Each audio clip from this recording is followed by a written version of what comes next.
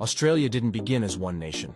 It began as 6 colonies, each proud, self-governing, and stubbornly protective of its own power. New South Wales called itself the Mother Colony. Victoria broke away, wanting its own destiny. Queensland split off to chase the promise of its own prosperity.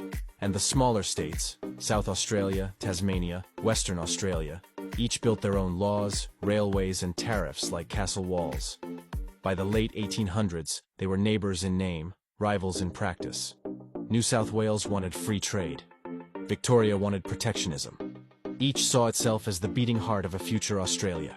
But there could be no federation until the question was answered. Who would lead, and where would the capital be? Sydney and Melbourne were like 2 suns in one sky. Both too bright, both too proud. Sydney claimed seniority. Melbourne claimed refinement. Neither would bow to the other.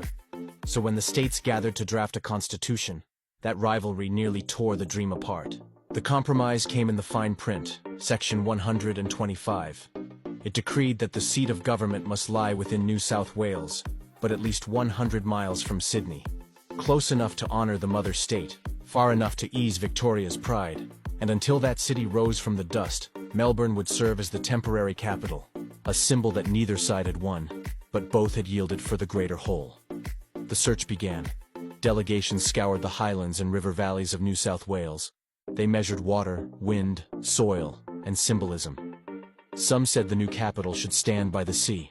Others argued it must rest inland, untouchable, uncorrupted, defensible. At last, in the rolling country between Yass and Queanbeyan, they found it. A land of hills and mist, where the Molonglo River wound through open plains like an artist's brushstroke. It was here the dream would root itself, not as a city of wealth or industry, but as a city of balance.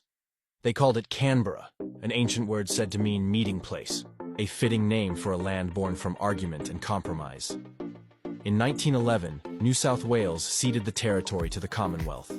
In 1913, the foundation stone was laid. And out of the dust and rivalry, a capital began to rise. One designed not for kings, but for a people learning to govern themselves. So when you walk the wide streets of Canberra, know that beneath every monument and parliamentary wall lies a story. Not of perfect unity, but of managed tension. A place carved from the struggle between pride and purpose. Because this city was never about one state winning. It was about all of them learning to share the same sky.